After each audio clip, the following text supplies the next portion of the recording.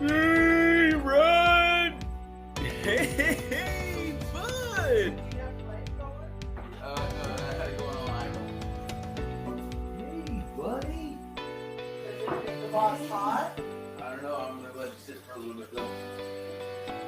I love you. Well, I'll tell you what, that I think is what's partly making the difference in this dog. I agree. Because he's waking up and he's walking around. Yeah, he's doing good. Yay! We love him. I'm so happy for this morning.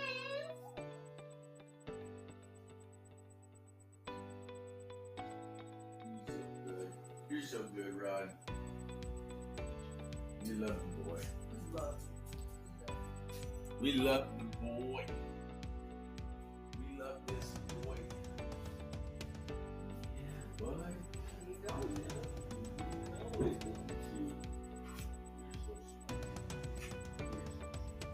Oh, I asked that little gray stripe, gray stripe tabby. I looked at it and I go, I call it, because I've been saying little one. And he answers to that. But I looked at it yesterday and I'm like, you need a name. And I go, you think it's Charlie.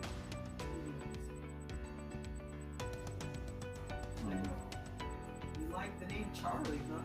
Yeah. Okay. And then he meowed a little bit. And I was like, okay, I'll call you Charlie. Oh, I got rid of 2 cats. I'll be getting rid of 2 cats. Really? How's that? Turtle sister. Oh, I was gonna say Wants your to. Chinese restaurant. Can you imagine if I was like in cahoots with that? Are you giving them to are you giving them to kittens or cats? One semi kind of. I'm gonna give her the black tuxedo kitten, and the cat that I call him Frank. He's the gray and white fluffy cat. You know which one I'm talking about? Nope. You got so many of them at this point. Well, anyway, Lost he I don't even think that cat's a year.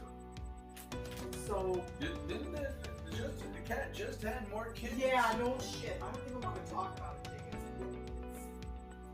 Okay. So anyway, Jake. Sorry, bro.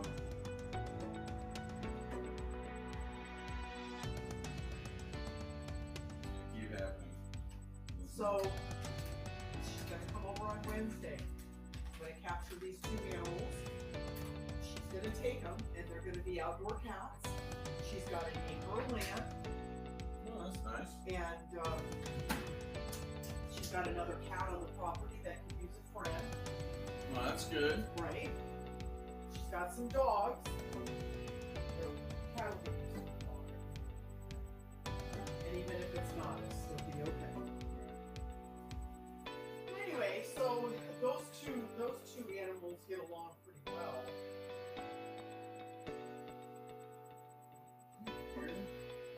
Chickens? Oh yeah.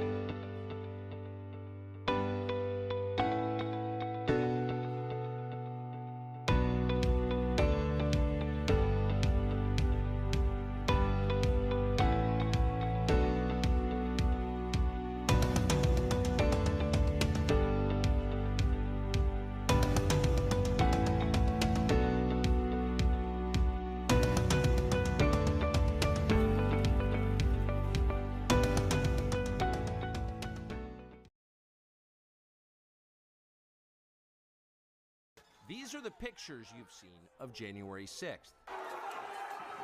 They're familiar because they've been playing on a loop on every media outlet in America for the last 2 years. There's a reason for that. But it turns out there's quite a bit of video you haven't seen, and that video tells a very different story about what happened on January 6th. More than 40,000 hours of surveillance footage from in and around the Capitol have been withheld from the public. And once you see the video, you'll understand why. Taken as a whole, the video record does not support the claim that January 6th was an insurrection. In fact, it demolishes that claim. And that's exactly why the Democratic Party and its allies in the media prevented you from seeing it. By controlling the images you were allowed to view from January 6th, they controlled how the public understood that day. They could lie about what happened, and you would never know the difference. Those lies had a purpose. They created a pretext for a federal crackdown on opponents of the Uniparty in Washington. Our office wanted to ensure that there was shock and awe, that we could charge as many people as possible. The first thing you notice from viewing the full video record of January 6th is just how many people entered the Capitol building that day. Hundreds and hundreds of people, possibly thousands, over the course of about 2 hours. The crowd was enormous.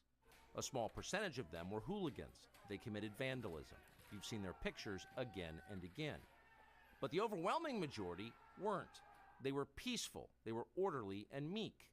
These were not insurrectionists, they were sightseers. Footage from inside the Capitol overturns the story you've heard about January 6th. Protesters queue up in neat little lines. They give each other tours outside the Speaker's office. They take cheerful selfies and they smile. They're not destroying the Capitol, they obviously revere the Capitol. They're there because they believe the election was stolen from them. They believe in the system. Here's the man you've heard referred to as the QAnon shaman outside the Senate chamber. These are not rioters. These are people who wandered over from a political rally. We will not let them silence your voices. After the rally, they walked down Pennsylvania Avenue, where organizers had secured a federal permit to hold a legal rally on the grounds of the Capitol. I know that everyone here will soon be marching over to the Capitol building to peacefully and patriotically make your voices heard. Once at the Capitol building, things began to get chaotic. Capitol police officers fired tear gas into the crowd. A few at the front of the herd broke windows. Someone opened the doors, and many hundreds of others just walked in. They're gonna make that the story. Of course, they did make it the story. And at the center of it, the single most famous person arrested that day was a Navy veteran from Arizona called Jake Chansley, often referred to as the QAnon shaman. The so-called QAnon shaman. QAnon shaman. Someone named Q Shaman. Jake Chansley became the face of January 6th, a dangerous conspiracy theorist dressed in outlandish costume who led the violent insurrection to overthrow American democracy. For these crimes, Chansley was sentenced to nearly 4 years in prison, far more time than many violent criminals now receive. What did Jacob Chansley do to receive this punishment? To this day, there is dispute over how Chansley got into the Capitol building. But according to our review of the internal surveillance video, it is very clear what happened once he got inside. Virtually every moment of his time inside the Capitol was caught on tape. The tapes show that Capitol Police never stopped Jacob Chansley. They helped him. They acted as his tour guides. Here's video of Chansley in the Senate chamber. Capitol Police officers take him to multiple entrances and even try to open locked doors for him. We counted at least 9 officers who were within touching distance of unarmed Jacob Chansley. Not one of them even tried to slow him down. Chansley understood that Capitol Police were his allies. Video shows him giving thanks for them in a prayer on the floor of the Senate.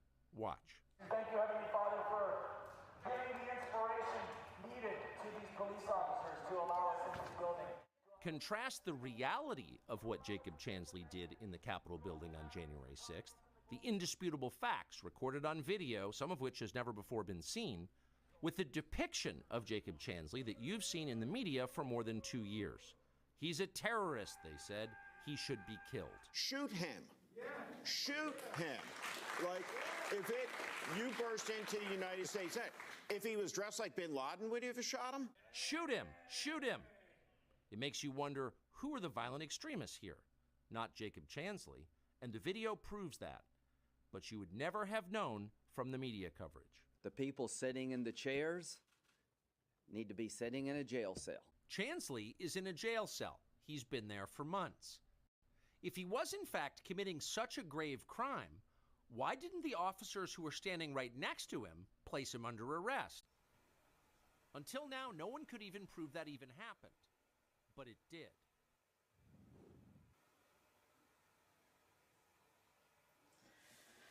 Hi there. Warm welcome, Jake Angeli Chansley. How are you? Can you hear me?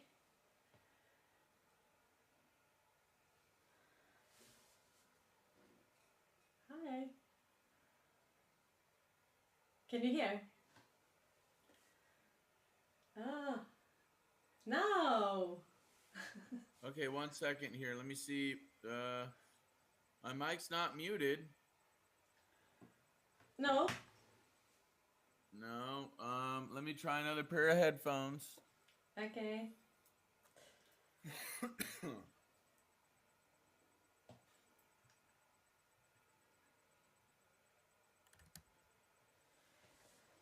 Can you hear me now? Yes. Okay. We asked the audience. Okay. They can both hear us. I'm so happy to have you here. I have a surround.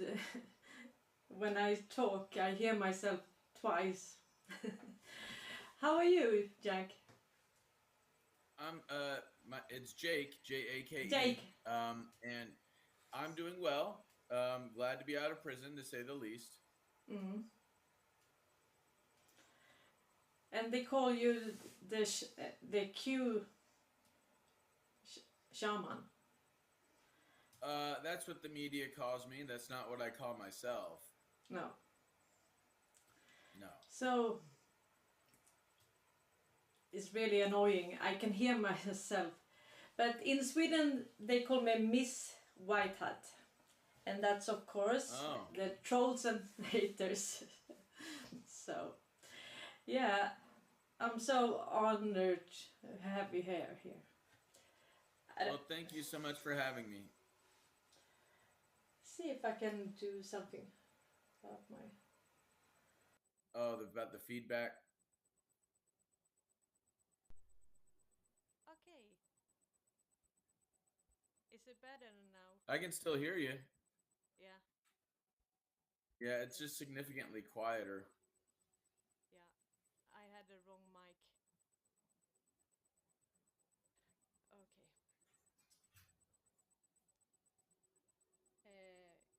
Can you hear me now? Yes. Great. And now I can't hear myself twice.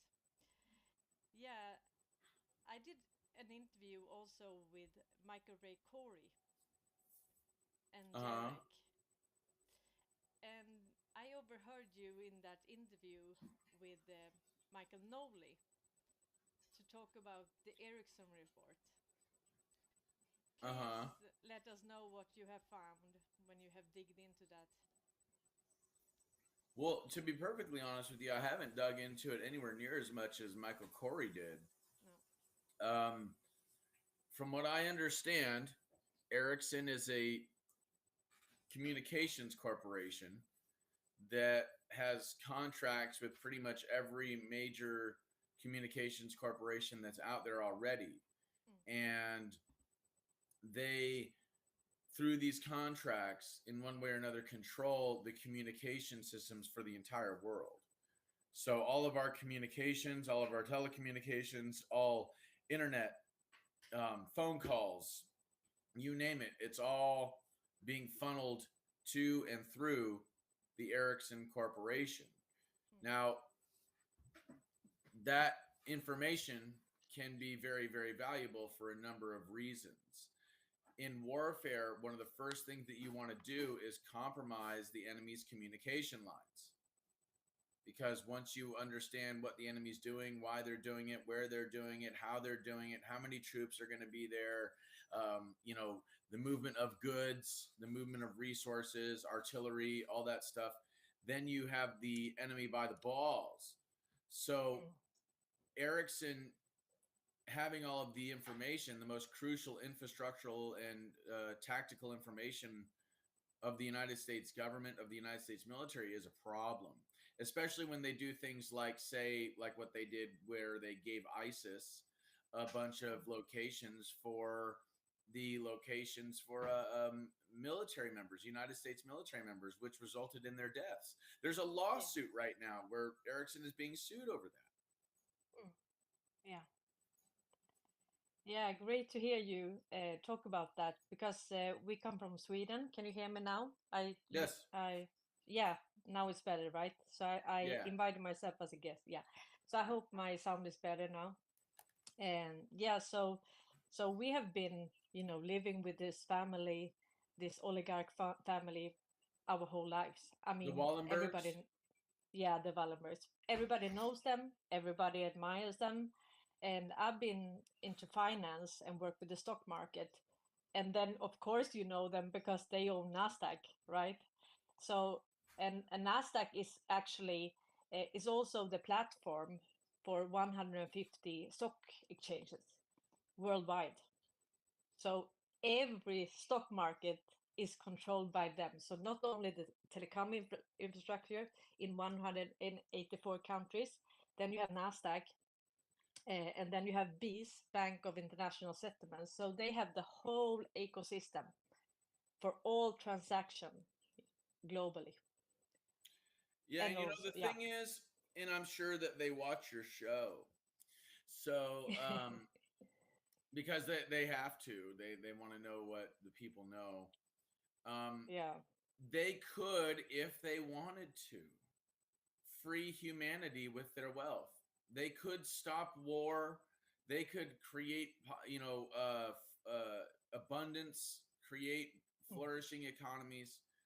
But it seems, and maybe I'm, you know, a little biased here, but it seems to me that they don't have any interest in doing that whatsoever. They have interest more so in control, in creating profit through war, in creating control through monopolizing resources, in creating control through monopolizing monetary systems.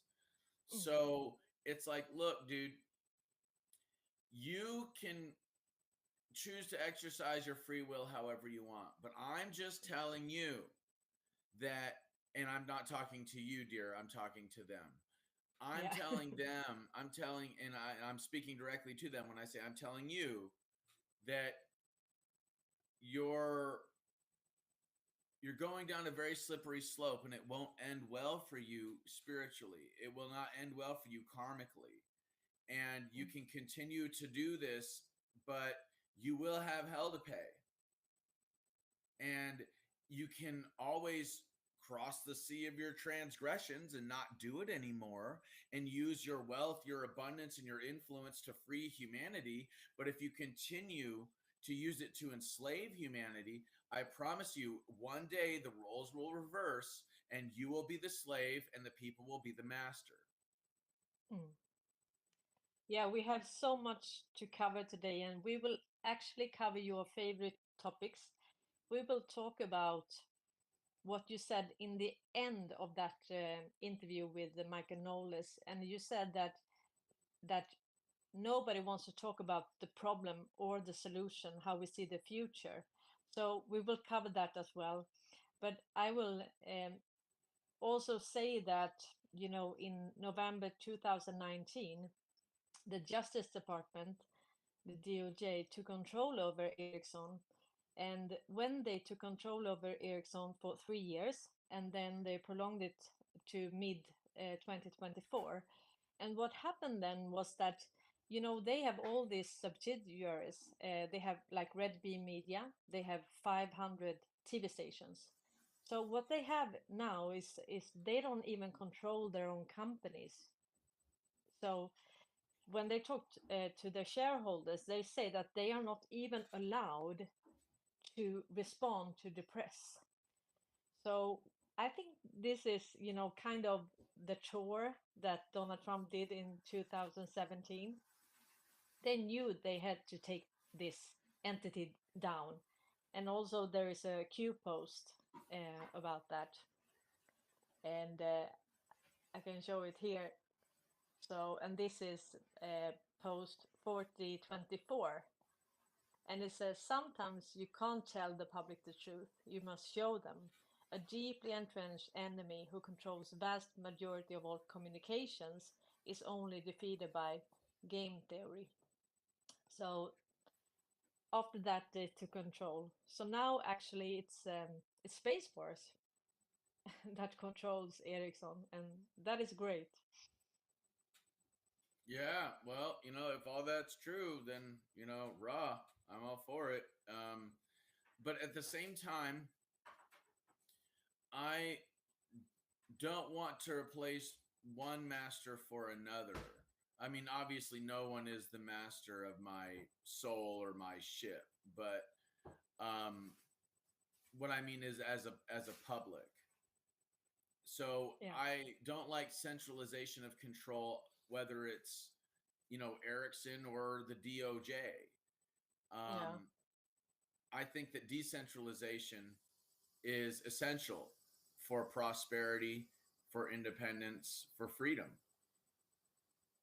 Yeah, but actually, I think that what they are doing is decentralizing everything. So but they had to use the infrastructure, because everything, all transaction globally, that was, I think I've heard a figure that 90% of all global trade was done in dollar, not only the petrodollar and the narco dollar, the whole trade, 90%.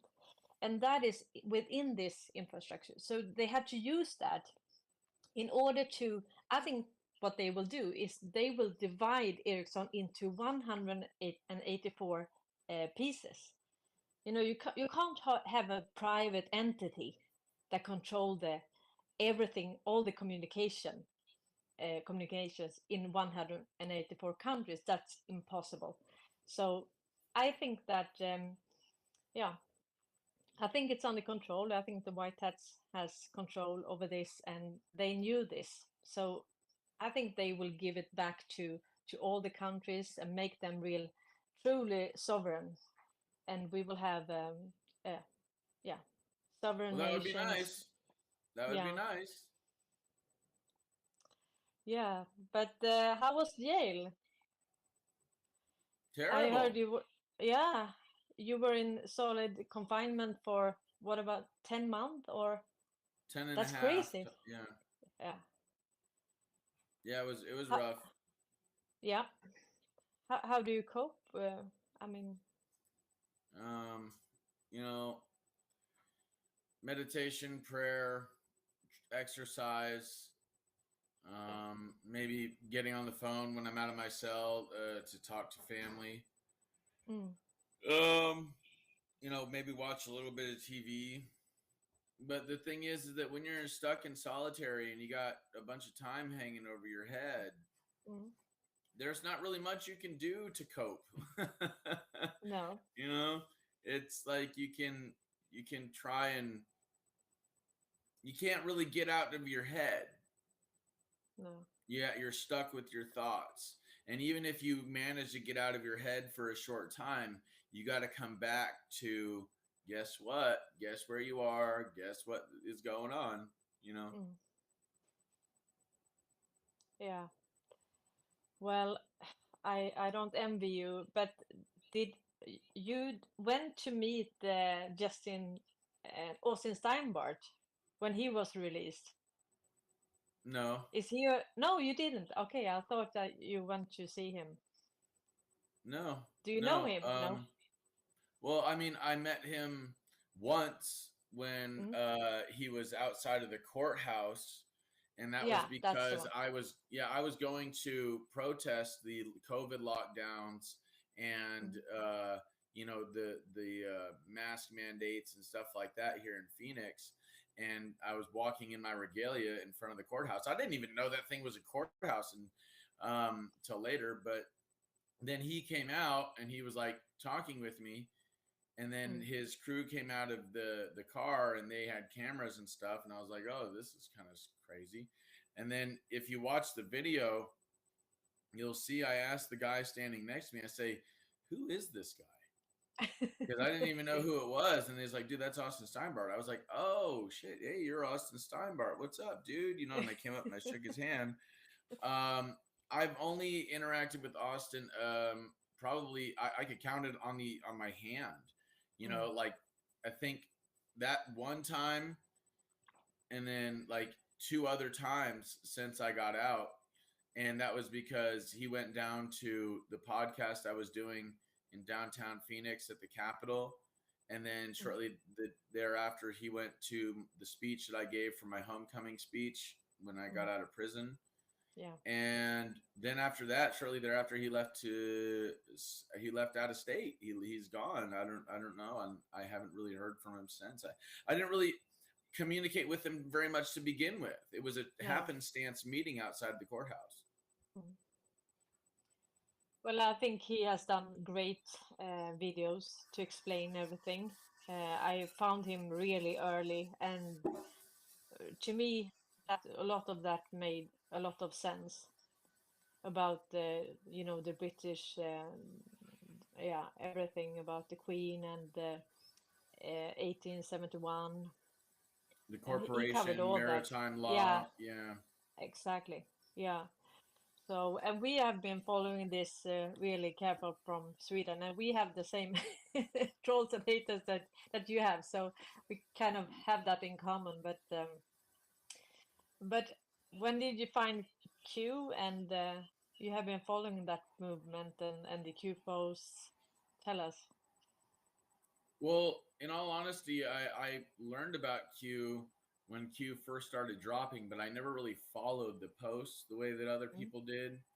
I kind of just sat back and watched the whole thing.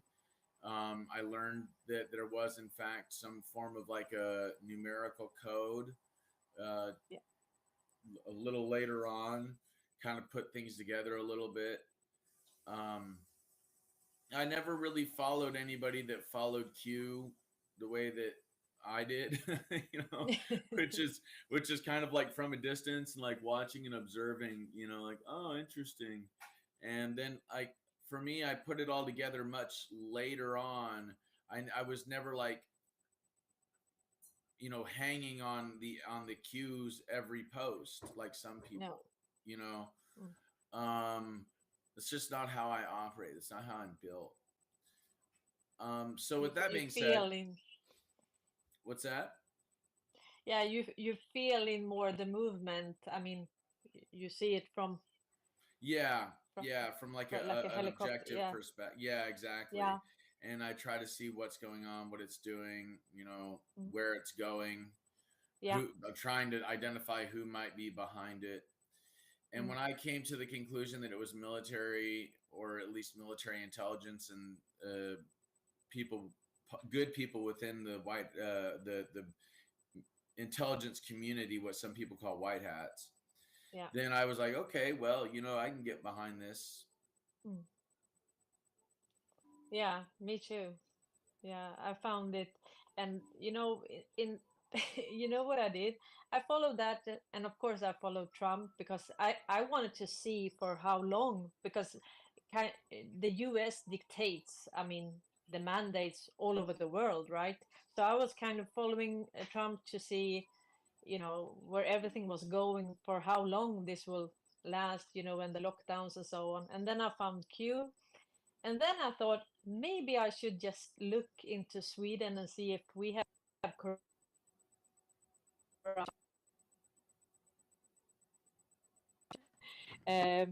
we are really the core of the deep state.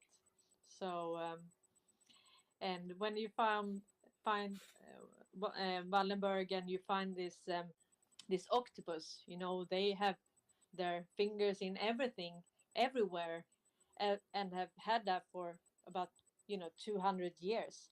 So ever since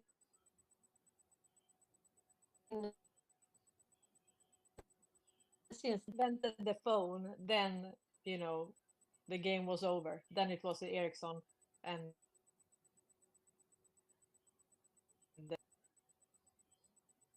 Okay, just to let you know, you're breaking up a little bit. I know I had a phone call. I'm really Oh, sorry. it's okay. It's okay. Yeah. I'm just making sure. Yeah. So yeah, ever since the phone was invented and people, the more connected we got, Then the more the more infiltrated. leverage. Yeah, exactly. Yeah, the more leverage they had, and they have like 100 years plan. They have been, about New Sweden, right? In the U.S., the Swedish colony, even before, no. Okay, so Pennsylvania and New Sweden, that was a Swedish colony before the U.S. was even a country. So we have been there Oh no, for a yeah, long, I know what long. you're talking about. Yeah, I know Yeah. what you're talking about. Yeah.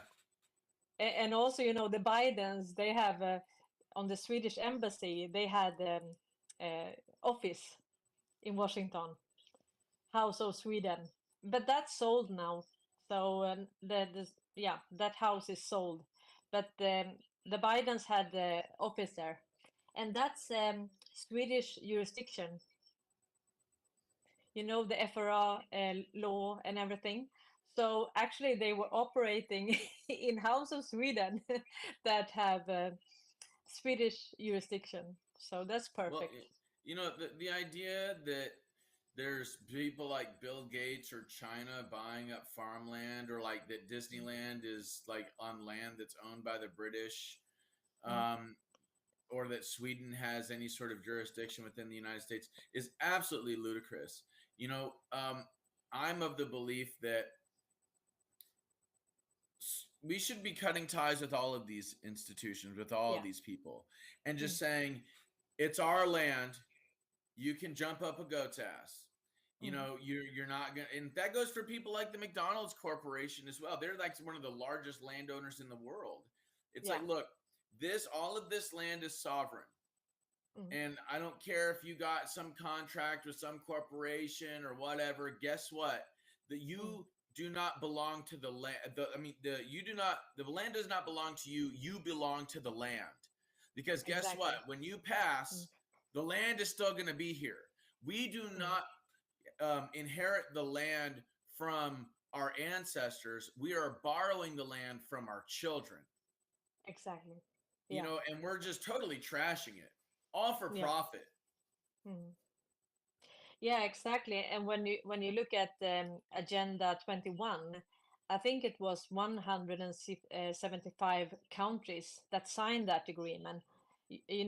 Rosa Corey, she died, and she told us about this, that since 1992, I mean, the UN actually controls all land. So when we say that we own something, that we don't. So that's a fraud. But hold on a second. What has happened is that institutions like the United Nations, like the IMF, like NASDAQ, Ericsson, these institutions have owned things on paper.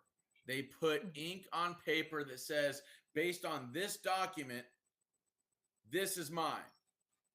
Based on this system that we've created, and all of this ink on paper over decades, over hundreds of years, we own this. And within this illusory system, that's really what it is. It's an illusion. It's a mass hallucination is what it is. A mass cognitive hallucination based on documentation and propaganda. These people don't own shit. All they own is the people that allow them to own their minds. And from there, they have an illusion of control, because they don't have control. What they have is influence. Yeah. the only person leverage. Yeah, exactly. But that's not control, because they can't control whether or not lightning is going to come and strike their ass down. You know what I'm saying? That's not control. You know, they have influence, they have leverage. Yeah. And I love what you said when you talked about money magic. That's really what it is. Because imagine that you can just create money out of thin air when someone takes a loan. Okay. And then you take this money that you can create as much as you want. You can just have fictive personas and fictive companies who can control you. Okay, you have a fictive company, you go to the bank, they give you credit, and that's a money, right? And then you go everywhere. You buy up Africa, and you buy also human labor. So they have this money magic is nothing. And then they make you, work for nothing. And this is an illusion. Yes. Yeah. And it's based on a mass hallucination. Yeah. You see, it really is. Like, and if give you me some think about mushrooms. Yeah, well, the thing is, and that's why things like mushrooms and peyote and even things like cannabis have been illegal for so long, because these things dissolve the mass hallucination. Yeah. They give you a genuine look at reality. And that's actually been proven that's what mushrooms and things like psychedelic plants do, is that it's not so much that you're hallucinating and seeing something that isn't there. It's that you're actually seeing stuff that is there all the time, but your brain filters out because it's not essential for survival. So when you're doing it in like a group setting, this is the reason why pretty much everybody sees the same hallucinations, because you're seeing what's there all the time, but is normally filtered out from the five senses by the brain. So that being said, monetary value is a hallucination. You know, when Christopher Columbus came to the Americas, or came to, the West over here, he was conversing with the native tribes, and they were trying to give him cotton and tobacco and things of real value. You know what I'm saying? Cacao. Yeah. Yeah, Cocoa. exactly. Coca, exactly. And he was interested, Christopher Columbus was interested in the earrings that his wife was wearing, that the chief's wife was wearing, because they were gold. And the chief was like, you want that? Like, affection value. Yeah, like, right. Take it. Like, dude, that's women and children play with that stuff. Like, why do you want that? Exactly. Like this right here, this cotton, this, tobacco, this coca, this is of value. You know what I mean? Because you can do something with this that's like really valuable. You can alter your state of consciousness. You can create clothes. You can gain energy and be more productive. That's of real value. Yeah, but remember that was in 1492 when Columbus came, but the Vikings came in the 18 and 900. Okay, so the Swedes had been there in the 800 and 900. So that was long before Columbus. Oh yeah. Oh, I know that. I know that. And they also developed trade routes, and they traded with the Native Americans. They found Nordic coins and stuff in the Americas and stuff. The fact of the matter is, if people think that fake news is paradigm shattering, wait until they get a hold of fake history and fake science. Exactly. It's and also we have this island, Saint Bartolomeo, and that was actually the first slave trade, and that was Swedish that have this slave trade, like a stock exchange for slaves, right, in the island Saint Bartolomeo. So the Swedes were first with that as well, selling slaves. So what they always have liked is all these registers, all these systems. So they had for all the insurance companies in Europe, they had like a union for all of them. So they could see actually who was owning what in Europe, but via all the insurance companies. And this is how they operate, right? They just want you to facilitate the trade, right? And then they are neutral. Swedes are neutral. You know that. Yeah, it's like the middleman. Hey, I'm not doing anything. You guys are the ones. I just hooked you up. Yeah. you know, Yeah, selling weapons to both sides, selling Yeah. information, as we see now with the Ericsson report. They sell information, they say coordinates, and also it's a whistleblower now in the US, and he says that they sold actually really advanced technology to Al Qaeda. So not only ISIS, Al Qaeda as well. Both sides, always. Also Antifa, Planned Parenthood. That's Swedish inventions as well. So Well, everything good. And we all know that Yeah. the Swedish, as far as Sweden as a country, is all about privacy. And rich people go there to keep their money there because they know that it won't be messed with, etc. So it seems like they have remained neutral by being a facilitator of all sorts of nefarious activities. Yeah. And that's why And also, nobody like, goes after him, though, because No. they don't want to screw up their middleman. Yeah. And also it's kind of the sixth eye in five eyes, because if you can listen to everything, you control the whole infrastructure, telecom infrastructure. You can surveil everything, and if you use that information for your own benefit, and also the Amazon, the Pentagon servers is actually in Sweden as well. So because we have this I don't know if you have seen Swedish Kings of Cyber War, but that was about Snowden, but also the Swedish law, FRA-lagen. So that's why they have all their service. So Facebook, Amazon, Pentagon, they all have their service, and that's all the data of the American people is actually here in Sweden, because we have another jurisdiction, and this is better for them because they Because they control can the do internet. illegal shit, yeah. Because Yeah, they're outside of the exactly. Constitution. They can do whatever the hell they want. Yeah. Yeah. So Yeah, it's at this point, I'm fully 100% confident that this is the apocalypse. This is the Yeah. lifting of the veil. This is what is in the dark coming to light. And this is the way that it's been for a long time. It's not that the world is getting more screwed up. It's always been this way. It's now the truth of corruption, global and national corruption, is becoming so obvious, it's undeniable. yeah. Yeah.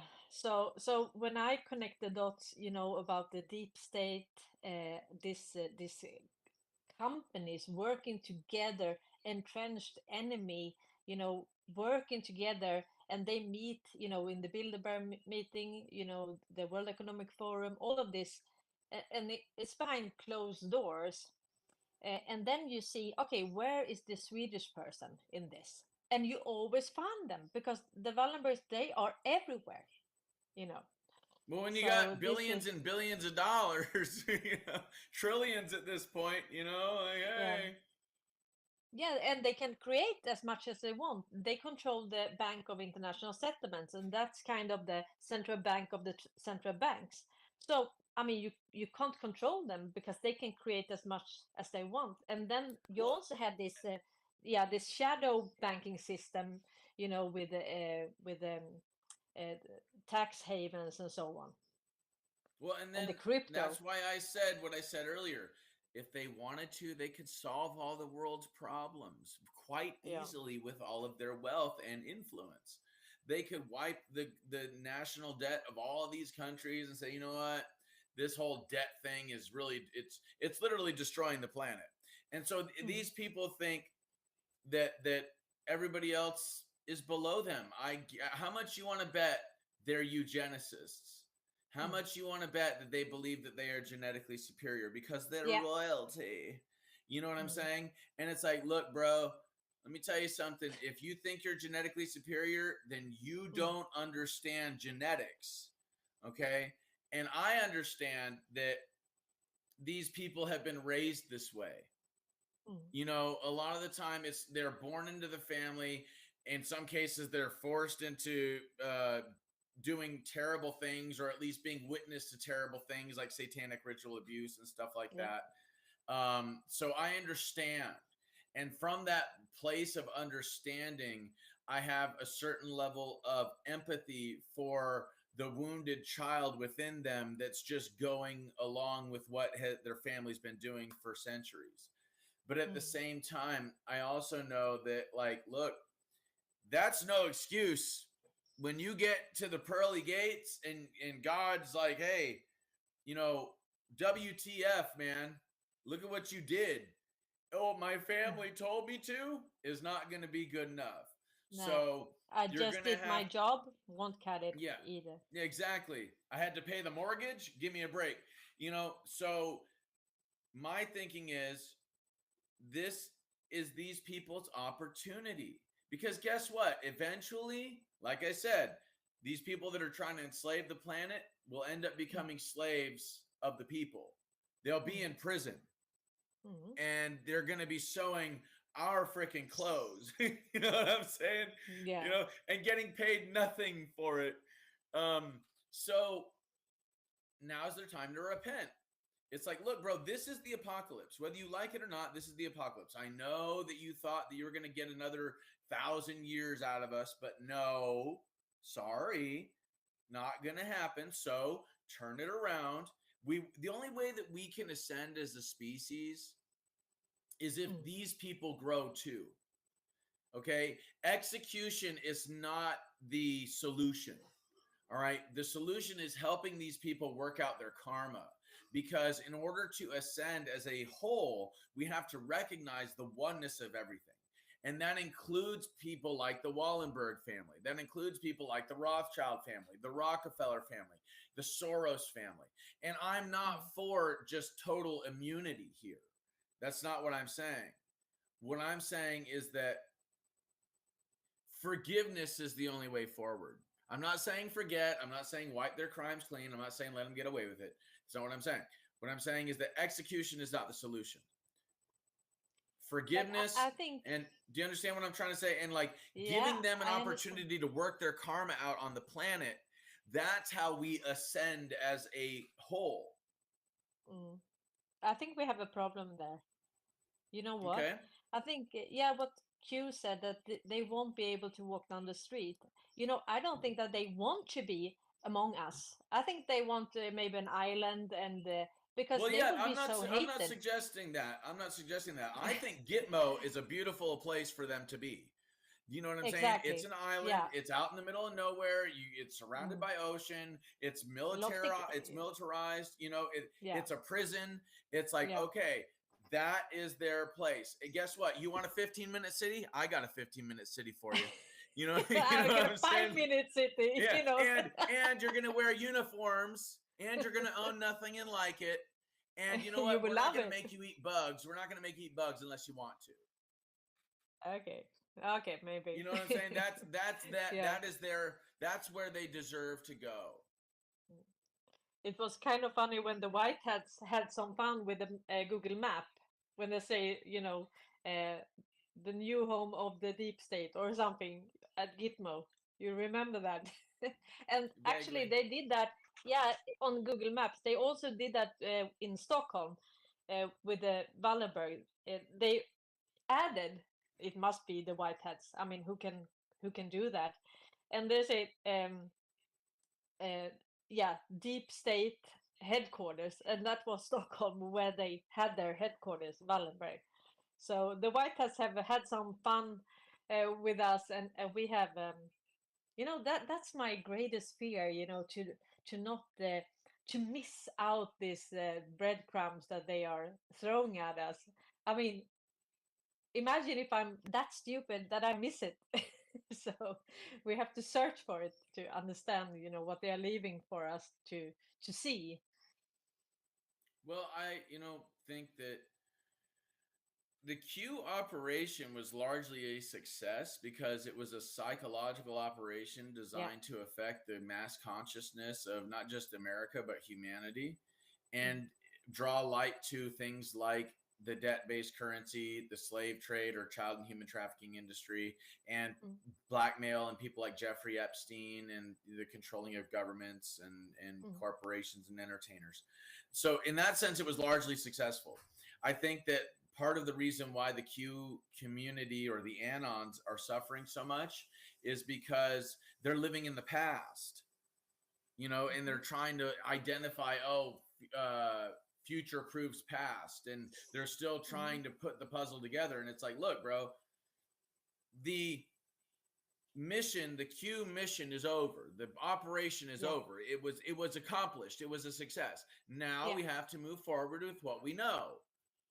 You know, and we stop have it living all in the past. I think we know everything. Of course, it will be this program 7 hours or 9 hours per day for three times per day. So, and they will show us more about the history. But I think we actually have it all, and I think it has to do a lot with what Derek Johnson is talking about, the Law of War manual and the Derek military law. Johnson?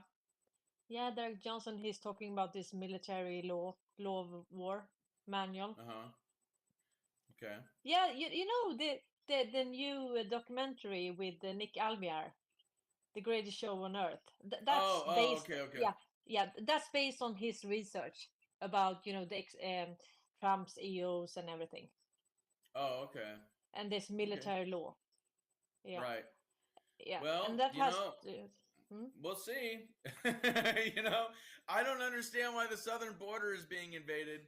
I don't understand why fentanyl is coming into our country. I don't understand why, the cartels are infiltrating our nation. I don't understand why it is that these J6 prisoners are continuously being rounded up and locked up.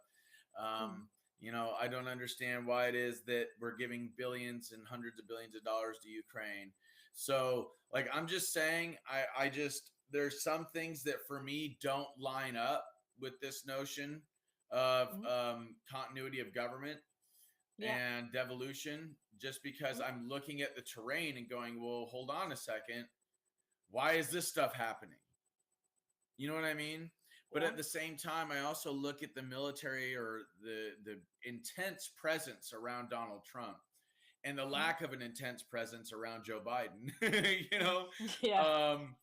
I also look and see Trump always, he likes his little, under the table things that he says. And there's been quite a few things that he said. There's been some really interesting things Biden has said. Then there's also the way that, Biden, he clearly has body doubles because some of these people are not walking the way Biden walks. You know what I mean? So the whole thing just kind of screams, something's going on here. What's going on? Yeah. Well, I think this has to do, the way I see it in Sweden is that we are under siege by the US military. So I don't think Sweden is a sovereign country now. And that is due to that the Swedish government was working together with the Wallenbergs and also with Telia. So what happened in 2017 was that the Justice Department, they actually charged Telia for draining 7 countries, how do you say, their statskassa, their money within the government. So they stole actually their money through a system, a setup. So they were draining the money from these countries. And when Telia did that, this is the phone company Telia, actually the Swedish government owned 40% of that company, and they also worked together with Ericsson. So I mean, you can't have a country that are actually facilitating all of this for all these companies' sake, and actually draining other countries, natural resources, money, and everything. So I think we are under siege. It's what they've been doing, It's just back in the day, it was invasions and raping and pillaging and plundering. Now it's economic plunder. Exactly. Yeah. But also, I mean, all this U.S. military, it's about, I think, 800 militaries now that are suing Ericsson. And I mean, if you have a country, a government working together with this company doing, I mean, being this corrupt, you know, if you look at top 3, we have 2 companies on the top 3 list, and that is Telia and Ericsson, you know, globally. So this is a small country, 10 million people, so they say. And yeah, so what we have here is also continuity of government. So what we have is you have a resident, Biden, and he is prolonging all the executive orders from Donald Trump, because they are not allowed to give new mandates or so on. They are just in there to continuity of everything in the country, and we have the same here. So what we see now is that I mean, now the military in Sweden will help the police. So, and they actually say that this is a war, and we have the U.S. Army coming in and out, in and out. So this is like their home port, like we are a colony to the U.S. now. So I think everything will be, and then to answer your not question but your remarks there. I mean, what is the most important within a continuity of government?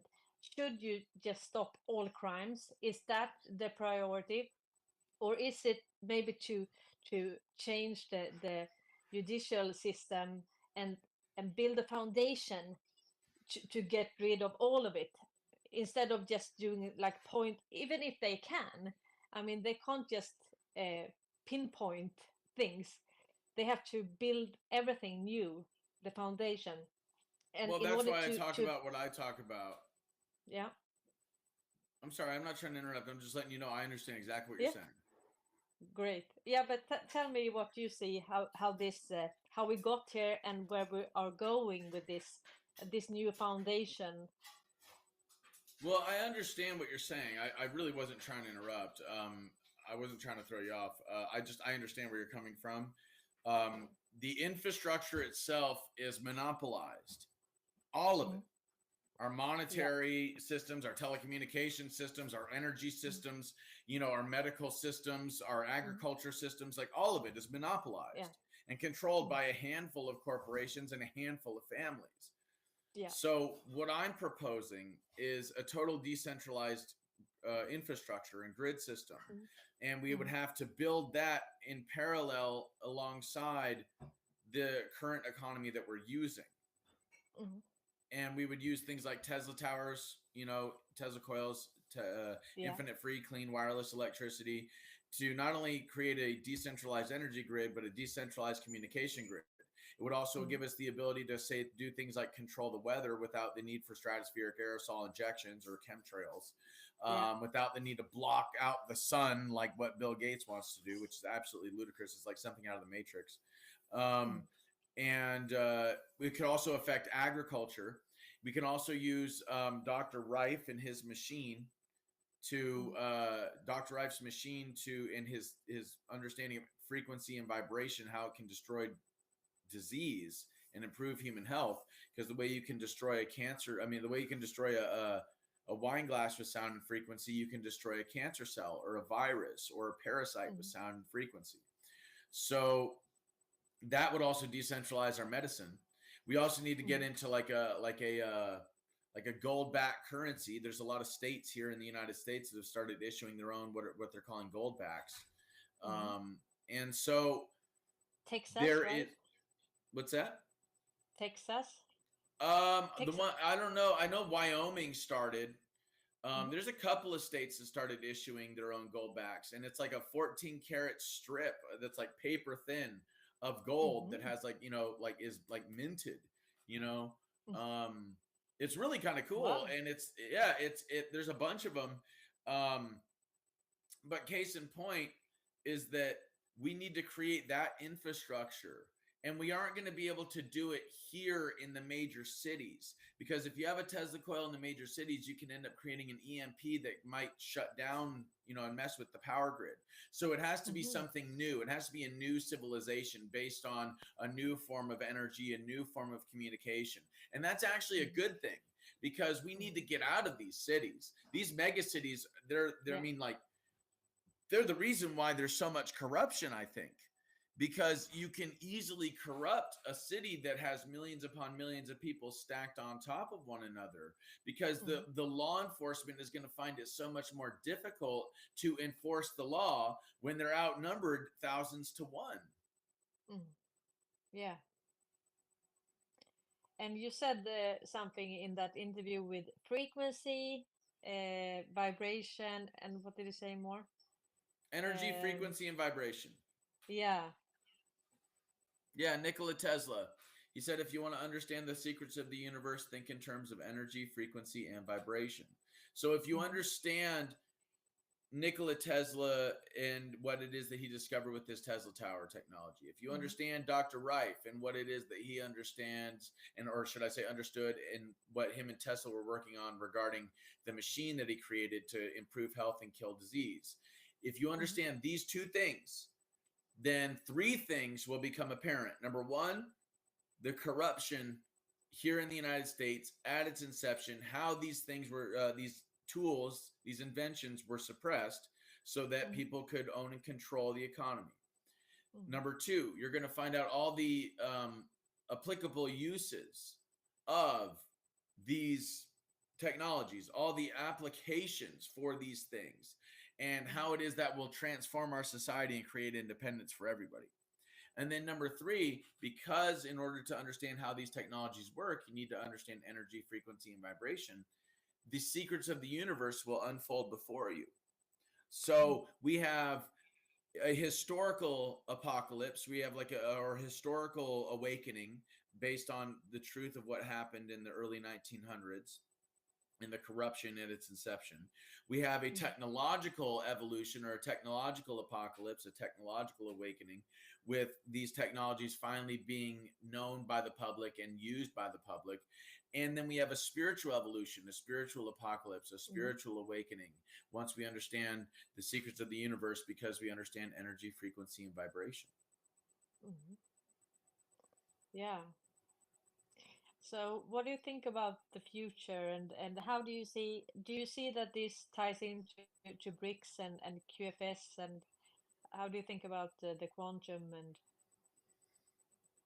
and Well, I've had a vision of the future on several occasions. I've had visions of the future for a while. And I trust my visions because many of them have come true. I have seen two possible timelines for humanity long term. One timeline is a timeline where we allow people like the Wallenbergs and the Rothschilds, the Rockefellers, the Soroses of the world, the bloodlines, basically, to what I call the less than 1%ers, because that's what they are. They're less than 1% of the population. They are given we willingly as humanity hand them our sovereignty out of fear. And in this vision, what ends up happening is that humanity is turned into like a synthetic human through things like geoengineering and cloning, things like transhumanism and tampering with DNA. And we become almost like a Borg hive mind with like an AI system that these less than 1%ers worship. We are like a synthetic human species. The genuine biological human species becomes extinct. The pollution all around the planet that is perpetuated by the corporations of the less than 1%ers just keeps on rolling out. Ecosystems are destroyed, and the only thing left on this planet the only thing left living on the planet by the 7th generation is going to be metal and artificial intelligence. We're talking like a Skynet type scenario, almost like a Decepticon race making its way to the planet and terraforming it. That's kind of what we're witnessing now with this AI. That's one version. That's one vision. And that's if we allow these people to take over. Okay, yeah, we don't want that. Klaus Schwab, you have to merge, half Yeah. human, half machine. Yeah. Yeah, exactly. No, not gonna do that. This is what Klaus Schwab's gonna get. But the other vision is if we say no to these less than 1%ers and their vision and their transhumanism, their gene altering, their geoengineering, their bioengineering, their cloning and all that stuff. We say, no, you are evil. This is not going to stand on earth. And we as human beings, a biological human, end up ascending into these higher spiritual levels of, light and energy and frequency and vibration. And in the process, these technologies like what I'm talking about, Tesla Towers, Dr. Reif and his machine, things like the TR3B and the 0-point energy engine, these patents were released by Donald Trump in 2020. If you want, you can look them up under the name, the guy's name is Salvador Pius. The TR3B is like an anti-gravity or inertia propulsion craft. 0-point energy extracts energy from the quantum foam of space-time, gives us infinite energy, totally clean. Anyway, these technologies will be released to the public. And then, like I said before, in order to understand how they work, we have to understand energy, frequency, and vibration. So there will be a spiritual evolution, a technological evolution, where our humanity is never surpassed by our technology. It's like what Einstein said, when our technology surpasses our humanity, we'll have a generation of idiots. And that's what we have with a bunch of these people, looking at their phone all the time. You know what I'm saying? Is a generation of idiots. No, not quite. What I'm talking about is those people that are, every time something happens in their life, they have to go to social media and complain about it. What I'm talking about is people that spend all day playing video games or computer games. What I'm talking about is people that allow their televisions to do their thinking for them. That allow their echo chambers that they live in online in their mind that is a reflection of the world, even though it's just their world. So that being said, I think that other future that I'm talking about, where we declare independence from the less than 1%ers, where we ascend spiritually, we create a new heaven on earth. We become the tenders of Eden. We become the gardeners of Eden. The world and all the pollution will be cleaned up because we'll have new technologies that aren't polluting everything. We'll have a symbiotic relationship with the environment. And as human civilization grows, so too will the natural world. And that's a good thing. Nature will flourish because we have taken our rightful place at the center, not the top of the food chain, but at the center of the circle of life, as tenders of that circle, as mediums for the symbiotic relationship between man and nature. We will be gardeners and veterinarians, not parasites. And the only reason, and human beings aren't parasites, but the system that the less than 1%ers have created is parasitic. And if we contribute to that system, we are contributing to the destruction and the parasitism of our planet, of our home. And evolved creatures do not defecate and urinate where they eat. No. Exactly. And if you look at, profit and competition, ultimately that is, death. Death. If you and I have two companies and we are competing and one wins, the other dies. So, we can't build a society on competition. It doesn't work that way. Everything that we need, food and water, everything is controlled by this entities, and they are just in it for the money, for the control, for the profit and so on. And that's not sustainable. And I think we are saying no. Yes. And especially more of us. Yes, yes, especially when you look at how they're really trying to roll out this new world order based on this climate change narrative and COVID and all that stuff. They really done, forgive the language, they done fucked up. They thought that they were going to be able to roll this out and that there was going to just be acquiescence and total pacificity. And it's like, at this point, no, dude, you're just pissing everybody off. You're not scaring everyone. You're just pissing them off. And that's why I'm saying to these people, like, look, dude, you don't understand. If you continue down this road, it's not going to work out well for you. And I'm advocating to you that I'm trying to help you understand how much you're messing up. And like a parent coming to a child and saying, no, that's not going to work out well. Don't do that. That's what I'm trying to do with these people. I love all life on the planet. And in some ways that's unfortunate that it also encompasses these tyrants, but that's the love of God. And if I worship God, if I'm trying to be as much like Christ as I can and have that Christ-like love, if I'm trying as much as I can to be like God and have that God-like love, then I have to embody that. I have to be an example of that love. And that's why I say what I say to these people of like, look, bro, I would never do anything to harm those people, but I can't speak for the rest of the world. I can sense in the ether that you're not scaring everybody. You're just pissing them off. So you might as well you might want to stop.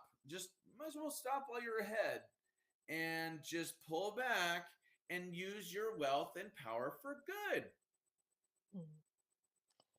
We used to say in Sweden that we are in a military sting operation based public education project. This is based on a public education project. So, and I mean, Trump, when he spoke the other day about, this electric cars, and I mean, so you can buy that if you want to drive for 15 minutes and then be worried about where to, So, and people get so annoyed with him, and said that, oh, he should have done this or that. Yeah, but how do we know that? I mean, it worked, right? First he pissed them off, and then they maybe realize, oh no, he was right. He was right again. And the only people that get angry when you speak the truth are the people that are living and profiting from the lie. Yeah. You know what I'm saying? Mm-hmm. That's why there's also the saying, a man is judged by the power of his enemies. And people like Donald Trump and even people like myself have powerful people that consider us their enemies. And that's the thing, is like, I don't choose the oppositional place of, oh, these people are my enemy. No, that's not how I think. That's not the way I operate. No, you choose love. I can feel that. I mean, you are so much love. So, I mean, but they are so annoyed with you. I can see in the threads. Well, because I'm not going to go away. And if the people don't like it, I don't care. Christ said, if the world hates you, know that it hated me first. And so, yeah, I'm all love. That doesn't mean that don't mistake my kindness for weakness. No. Okay. Don't believe that my silence is acceptance. I'm watching and I'm waiting. And sometimes it takes a little bit of watching and waiting to understand the best time to implement a strategy. Obviously, too much time is detrimental, and action is necessary. But the thing is that if you act too quickly based on impulse, you lose. If you act too slowly based on fear or caution, you lose. So what you have to do, because sometimes we are, so frustrated. Yeah. So what we have to do is remove emotion from it. and go, okay, tactically, strategically, let's look at history. Let's look at where we're at now. Let's see how this is repeated. Let's look at history and see if and when certain figures came into the fray, what they did, what they said, how that affected things long term, how this cycle is repeating here, and then what these people did here. Let's insert those strategies here and let's see what happens. It's an experiment. You know what I'm saying? Like, let's see what happens. And that's what Q gave us also, their handbook. So now we can see that very easily. Okay, they are doing it again. You know, they never invent new strategies. It's, you know, they are recycling the old ones all the time. And now it's really easy to see that. And when you see that, you are like, how come the other don't see that? But how do you think we should, what can unite us? I mean, how can we get more people on board to really be interested as well, you know, in what's happening? And well, here's the thing, and you know, I'm curious what they're saying in the comments. I don't understand what I've said that could be so, you know, bad. You know, did you say something bad? Okay, yeah, I don't think so. I think what I'm saying is I'm not rah talking points. Screw those people. That's not how I operate. I'm looking at it I'm thinking centuries ahead. You said that these Wallenberg fuckers think centuries ahead, that the Rothschilds, they think centuries ahead, right? So in order to beat them, in order to stop them from doing what they're doing, guess what you're going to have to do? Think centuries ahead. And that's all I'm doing is I'm looking at the situation and I'm saying, okay, well, what we're doing isn't working, you know, so let's try something else. What I'm advocating for is using our energy to create something new that makes the old obsolete. You don't use your energy to fight the old. You're talking about fighting a system in which these individuals like the Wallenbergs, like the Rothschilds, the Rockefellers, etc., have full spectrum dominance. They control the media, and therefore they have psychological warfare campaigns they can and do perpetuate on the public. And from the control of the minds of the public through psychological warfare, they gain control of the land, the sea, the air and the airspace, the deep underground military bases, subterranean, the extraterrestrial satellites in space, the chemical, biological agents, technology, things like, you know, cell phones, okay, things like televisions, computers, radio towers, cell phone towers, etc. And then you also get control of the medical system, control of the currency system, etc. That's full spectrum dominance. And guess what? These fuckers have it. So fighting them within their own system, it's like trying to beat the banker in the Monopoly game. You're not going to be able to do it, bro. That's not quite how it works, because they can just print money. All right. So you're not going to be able to win in that system based on fighting them in their own system. They've structured the legal system. That's another aspect of full spectrum dominance. They've structured the legal system for their benefit and for our detriment, right? Yeah, and the school system. Yeah, oh yeah, and education, exactly. So now you're beginning to see how large this full spectrum dominance system is. That being said, what we have to do is create a system that is outside of that full spectrum dominance. What we have to do is non-violently not cooperate. We just basically, and if you really need something, just give them the finger. That's what we got to do. Just give them the finger, say, not going to do it. Don't care what you think. Don't care what you say. We're not going to participate. And when you look at history, those are the most successful campaigns. Those are the ones that create real long-term change. Violent revolution never creates long-term change. More violence begets more violence. Destruction begets more destruction. So you're not going to, I mean, and look at what happened to the French Revolution, for God's sake. It was so dang bloody that they didn't just stop with the aristocrats. They went after the leaders of the revolution after they found that they didn't have any more heads to put on the chopping block. You know, so you don't want to go that route. It's like, no.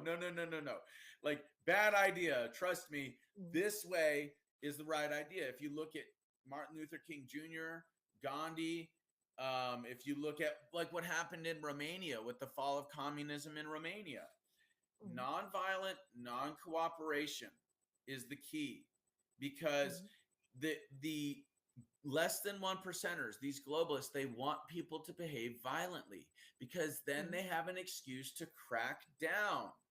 Then we become the vandals and they become the law.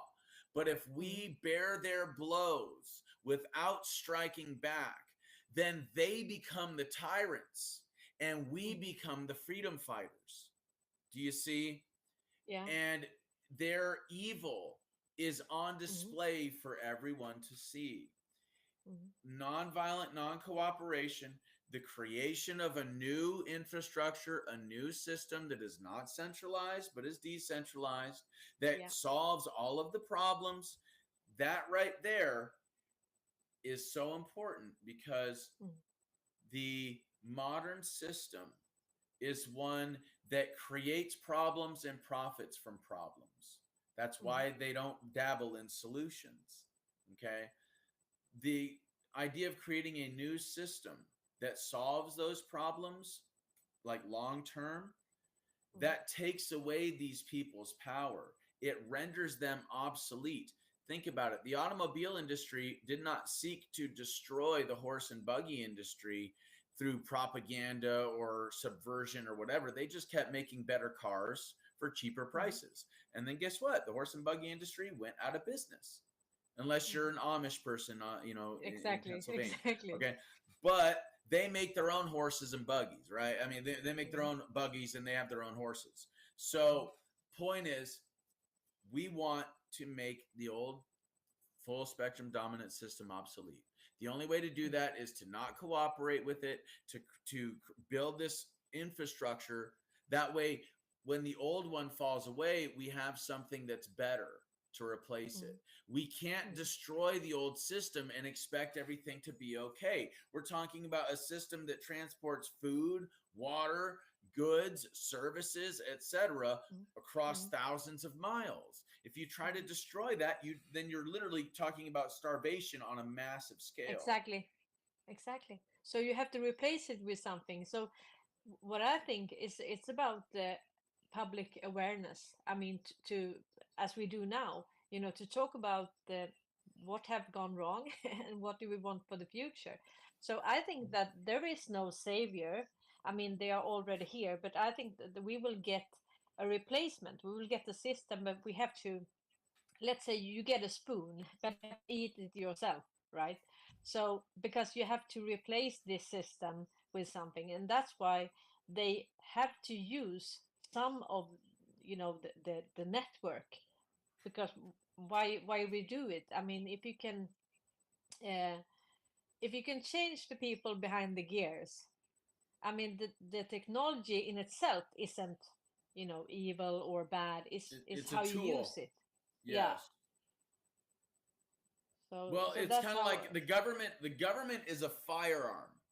So, you know, you can use a firearm to ensure people's liberty is protected, right? Exactly. And keep people safe, or you can use a firearm to keep people hostage and enslave them, to do harm to them. The tool itself, the firearm, is neutral. It's about whose hands the firearm is in. And what we are seeing is that these less than 1%ers are the ones that have been holding on to the governments like firearms, using them to keep people hostage, using them to maintain their monopolies.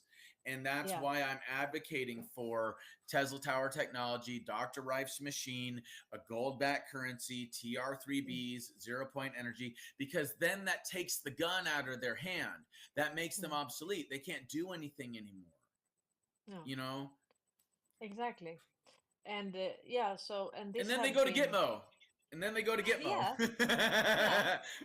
And who are they? I mean, I think this, when we realize how deep this goes. I mean, you have this. It's not only the people on the top, because then you have all these people. I just did my job. I just did my job, but that won't cut it, because I mean, you can't, you know, run their errands all the time. you have to say well, no. the numbers runners are a part of the RICO case, that's for sure.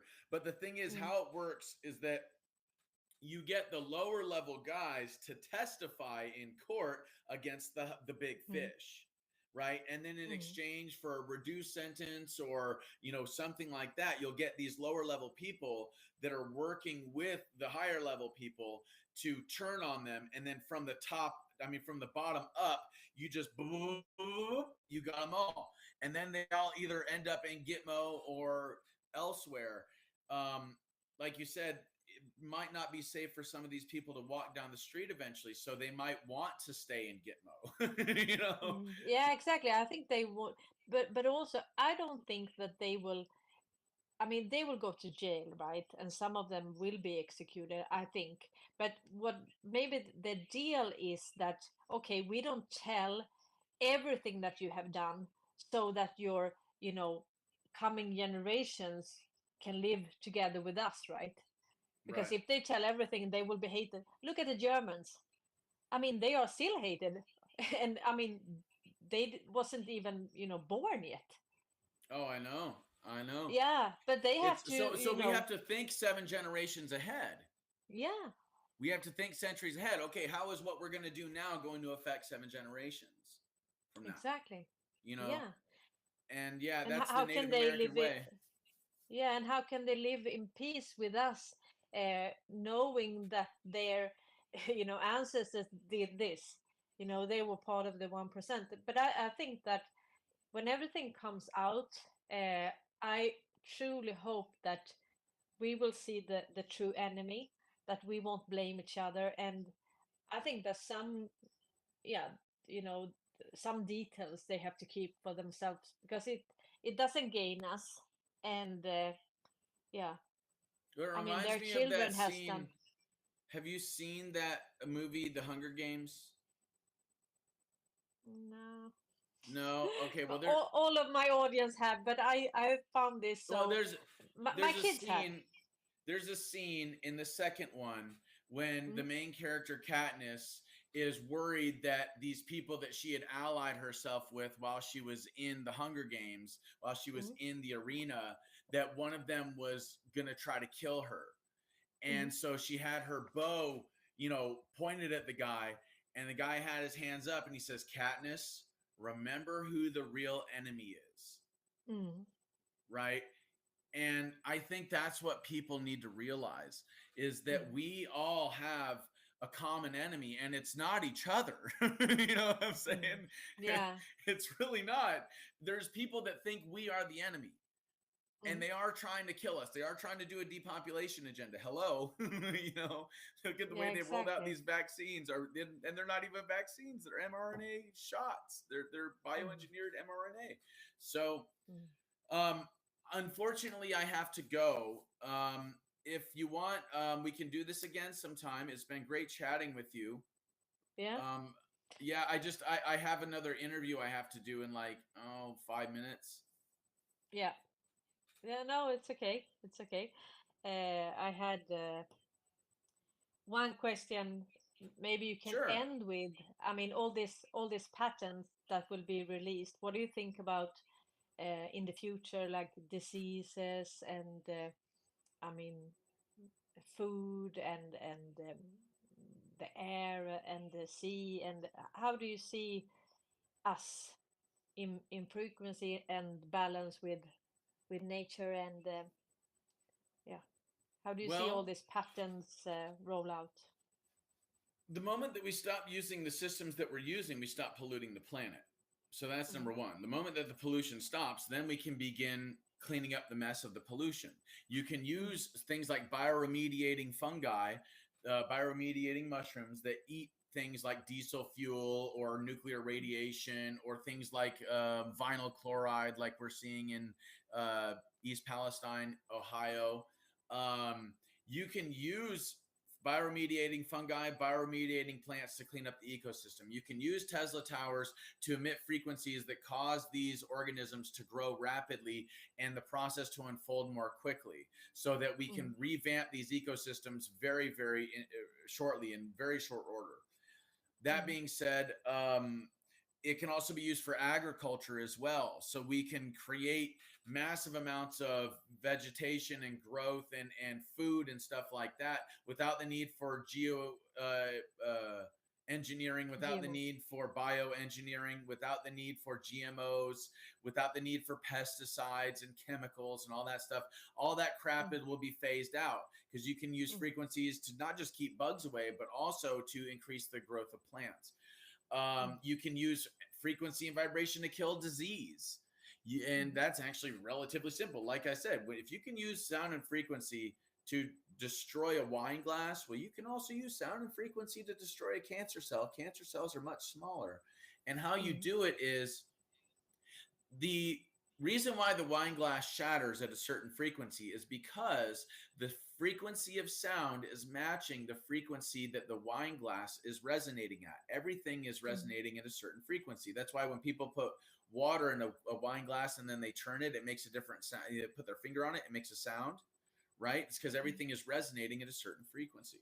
So if you do that with a wine glass, you can figure out the frequency of a cancer cell and destroy the cancer cell without causing any damage to healthy human tissue, because healthy human tissue does not vibrate at the same frequency as cancer cells.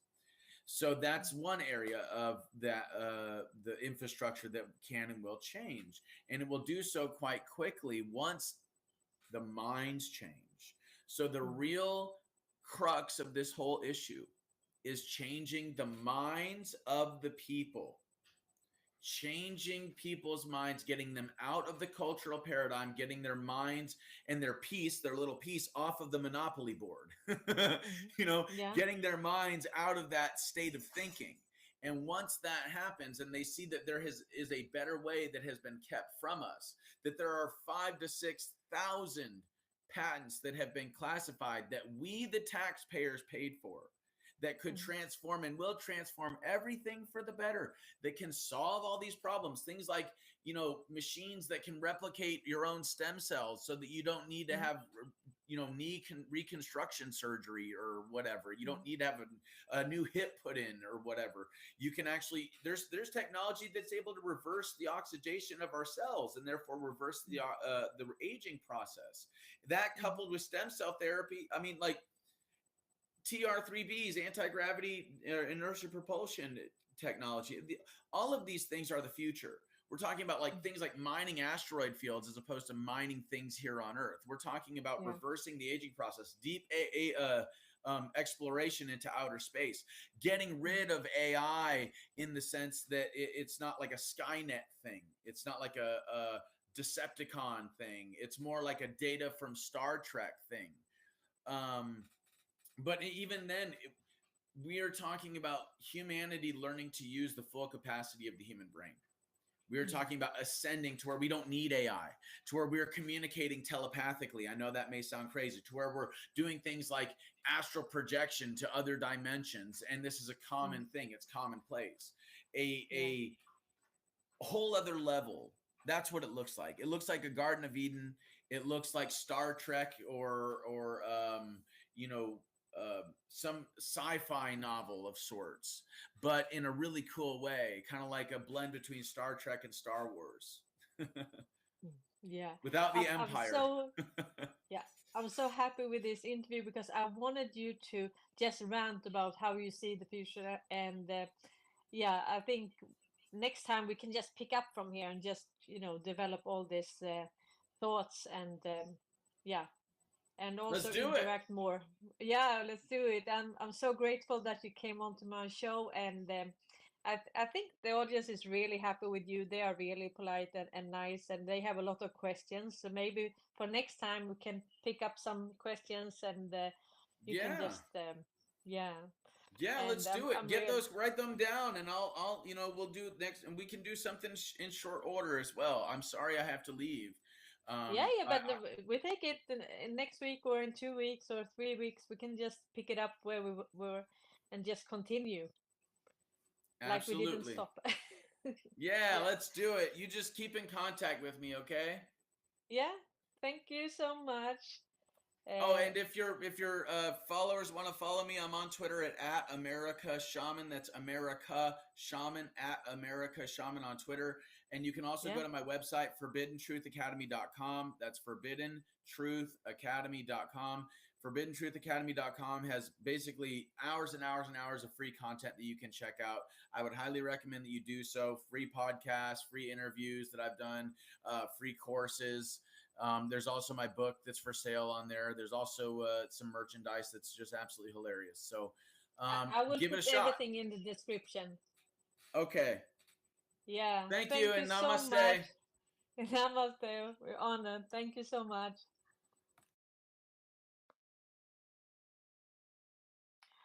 Ja, det var jättespännande. Tack så mycket att ni har tittat idag och ja, vi får plocka upp tråden. Bra att det löste sig med ljud och allting. Ni får ha en jättehärlig kväll så ses vi på liven imorgon klockan 12 om ni vill. Ha det gott nu allihopa.